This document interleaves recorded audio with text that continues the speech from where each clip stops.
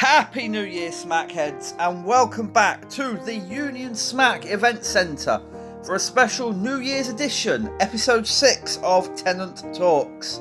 I hope your Christmas was happy. I hope Santa bought you everything you wished for, and that you spent the holiday season with your loved ones. But now, the presents are open, the tinsel is coming down, the tree is back in the attic for another 365 days, give or take, depending on when you put it up. And we are back in business. We have a month's worth of news to go through. We have a lot coming up on the show. So without further ado, my friends, on the first Tennant Talks of a new decade, these are your main stories.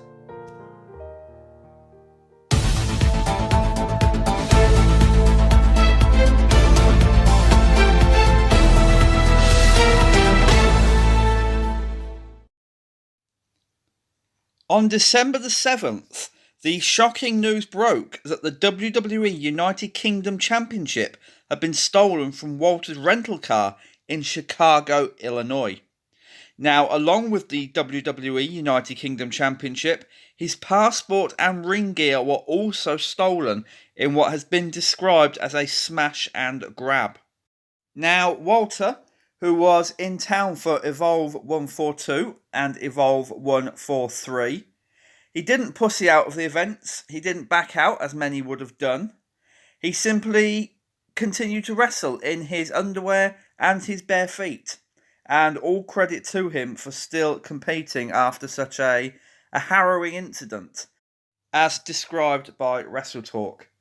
However, I did come across a WrestleTalk article lately, very lately, in the last couple of days, actually, before recording this, where they described Walter as the current Progress Unified World Champion, when that has been Eddie Dennis for a few months now. So, it's nice to get your facts right, isn't it? Anyway, back on the Walter story. It is unknown whether the Austrian was in the car at the time of the incident, or he had just left everything in his rental while he went to eat. But following the event, local indie wrestlers came out to tell of a spate of similar robberies in the area. Now, I've heard on social media, and I've heard from a lot of people actually saying that, this is Walter's fault for possibly leaving the championship in his rental car while he went to a restaurant, knowing that the Chicago area has been littered with such incidents over the past few months. I can see that, but at the same time, what's it coming to when we can't leave our personal possessions in our car just in case someone decides to take it upon themselves to take what isn't theirs? So I see both sides of the argument. I see both sides of the coin. No, Walter shouldn't have left the title in the car, if indeed that is what happened. But on the other hand, no one has the right to take your personal property.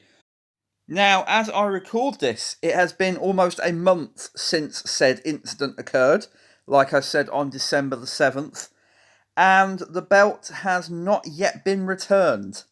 Now, people are fretting about what that means for Blackpool, which is, of course, coming our way on January the 12th, where Walter will defend the WWE United Kingdom against Joe Coffey. But I say, don't worry. This is WWE. It's not some rinky-dink little indie company who can't afford to replace a title. WWE will definitely have another United Kingdom Championship ready for January the 12th. I cannot see them in any way, shape or form sending Walter out there with a WWE shop replica. They've done that in the past. The mistakes have been spotted. They don't look much like the real, ring-worn championships at all. And so, if Walter comes out in Blackpool with a smaller shop replica, then I think he would be the laughing stock of Blackpool, and NXT UK would take a massive hit pride-wise and statue-wise. So, for those fretting about that, do not worry. WWE will have a contingency plan, and they will be working on a new championship as we speak. This does, however, come not so long after the AEW Championship was taken from Chris Jericho's luggage following All Out. That championship, however, was returned. AEW didn't have to go to the expense of creating a brand new replica. But it'll be interesting to see if, and if indeed when, the United Kingdom Championship is returned. Because if anyone's thinking of pawning it or selling it on, then I'm thinking an actual ring-worn title will be hard to pass off. Tennant Talks will have more on this story if anything breaks, if the title is returned, when and where it was found, who took it, etc. But as it's now been almost a month since said incident, I do not expect the original championship to be found or returned. WWE could go the other way on this and see this as a perfect jumping on point to rebrand the title. Maybe not a new look, maybe change the front plate slightly, though it doesn't need it. It's the most beautiful title in the world today. But I would say most definitely use this as an opportunity to now rebrand the title the NXT UK Championship.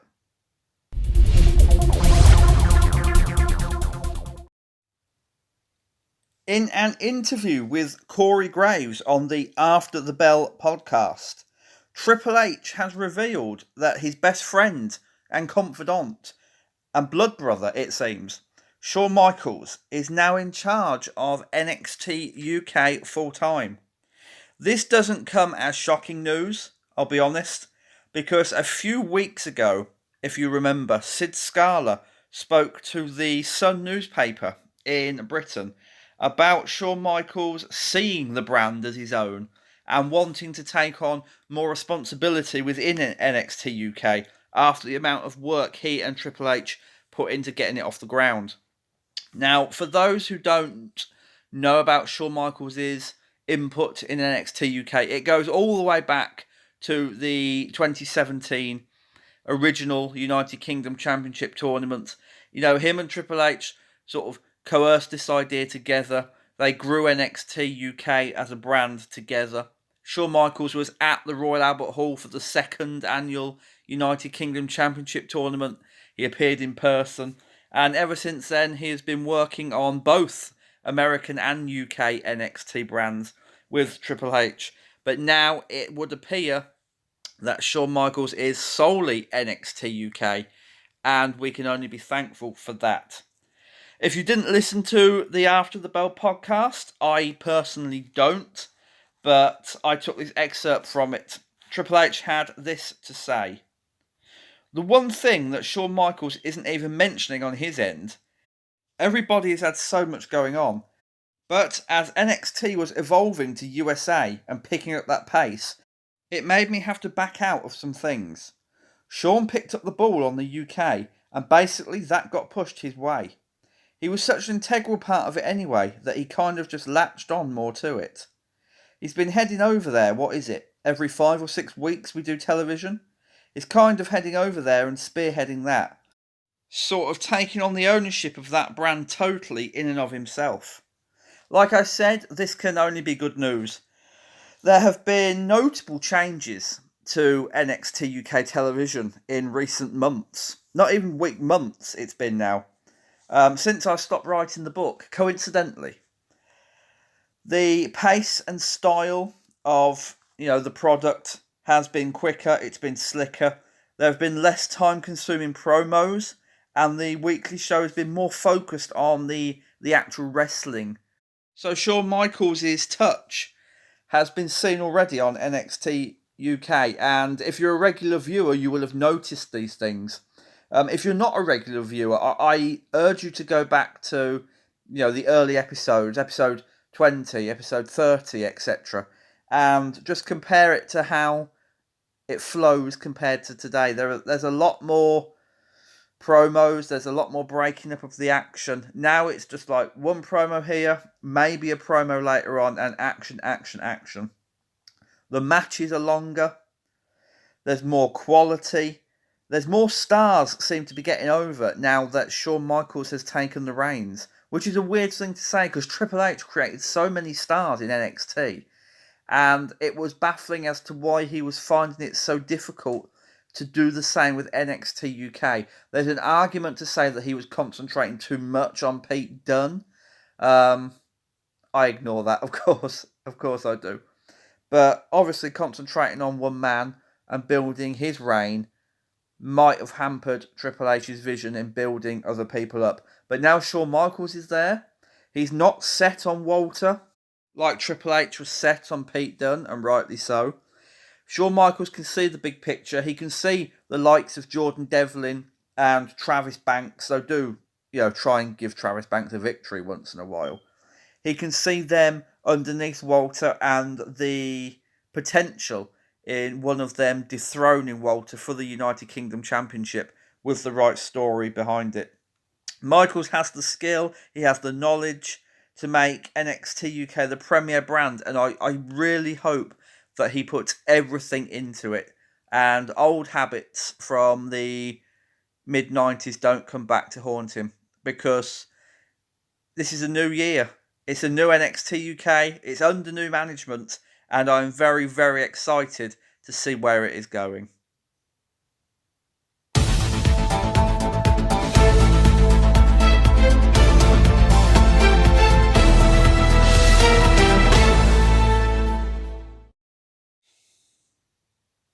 Over the Christmas period, it was announced that Imperium would do battle with the Undisputed Era in an 8-man tag team match at Worlds Collide on January the 25th, 2020.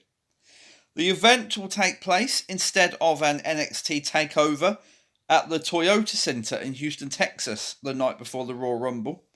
And though this year's edition will be NXT versus NXT UK, no other format has yet been announced. Now, there are a wealth of matches you could do for this. There are so many NXT versus NXT UK matches that would just make this the standout event of the year.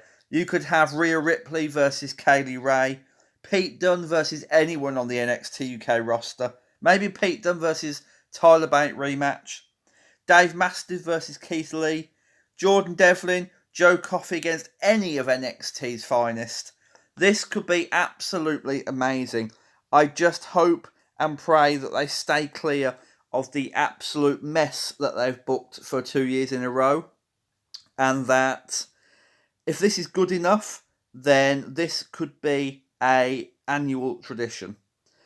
I will say on the Imperium versus Undisputed Era match, I would have preferred Walter versus Adam Cole, champion versus champion, Bartel and Eichner versus Fish and O'Reilly for the NXT Tag Team Championships, and Roddy Strong versus Alexander Wolf for the North American Championship. That would have made more sense, but as it is, it will be an 8-man tag team match. It is the first match announced for Worlds Collide, and we will keep you updated as and when the rest come in.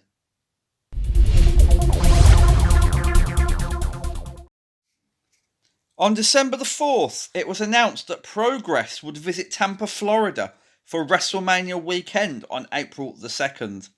Though no matches have been announced as of yet, this could be, we don't know for sure, but could be in conjunction with WWE, as the two have a good working relationship. The show will take place at the Wrestle Expo, which will also host on the same and following days Shimmer, Kaji Big Battle, Evolve, WXW, and a brand new tournament concept called Accelerate. We don't know what that is yet, but we will have more on that as details are revealed. Now, out of those brands who are slated to compete at Wrestle Expo on WrestleMania Weekend, we know that 3 of them are certainly known to have a working relationship with WWE, that being Progress, Evolve, and WXW, as of January 2020. I'm sure Triple H and Vince want to add more to that list as the year grows. With talk that the WWE network will be moving to 3 tiers, with the upper tier having shows from Progress and Evolve and WXW on it for a higher price. I wouldn't be shocked at all to learn that these 3 shows from Wrestle Expo over WrestleMania Weekend are being paid for, funded by, and will be shown on the WWE Network in the months to come.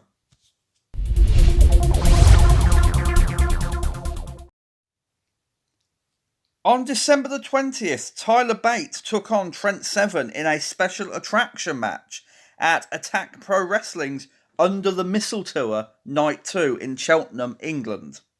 Now, Trent Seven won that match, but it made social media. Of course it did, what doesn't these days? And is said to be one of the must-watch matches of 2019. Now, Mustache Mountain were in action during the rest of the Attack Under the Mistletoe. They were part of Team Cara Noir to defeat the Cabal. They unsuccessfully challenged the 0121 for the Attack Tag Team Championships, and they teamed with Mark Andrews to again defeat the Cabal before Christmas.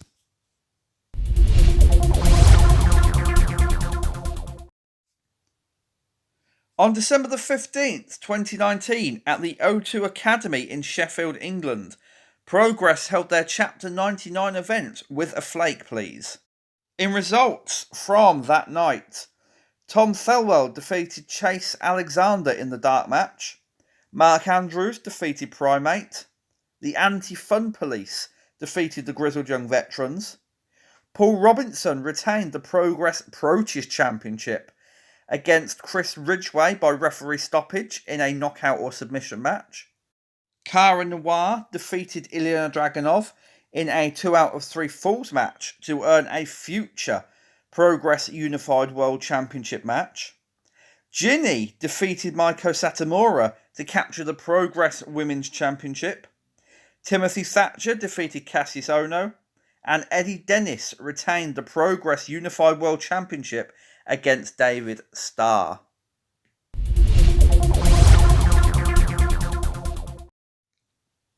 On December the 27th, Flash Morgan Webster announced via his Twitter page that he and Wild Boar Mike Hitchman, who are of course the tag team The 198, would purchase Pro Wrestling Chaos in February. Now, this comes after the Welsh promotion ran into financial difficulty and looked to be heading the same way as Defiant and IPW UK and many, many, many more British promotions that have indeed closed their doors in 2019. Pro Wrestling Chaos, for those of you who don't know, has been a staple of Welsh wrestling for years and years. It has given stars like Flash Morgan Webster, Mark Andrews, Mike Hitchman, Danny Luna, and many, many others their start in the business. And God knows, where those stars and the British independent scene would be without it today. It's heartwarming that 2 former students and 2 men that Pro Wrestling Chaos gave their first start in the business are coming to its rescue to stop it going the way of so many other British independent promotions. And I look forward to seeing what Pro Wrestling Chaos can do in 2020.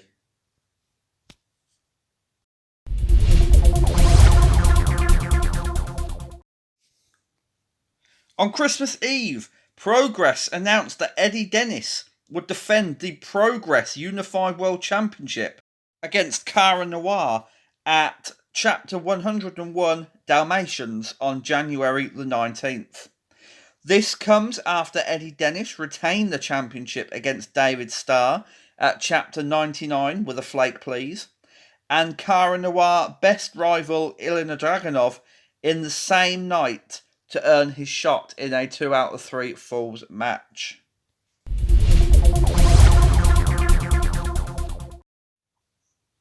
On December the 19th, Progress announced that they would stage Chapter 102 Bang Tidy in Cardiff, Wales. The event will take place on February the 2nd, 2020 at the Tramshed, and to my knowledge will be the first Progress event to take place in the Welsh capital.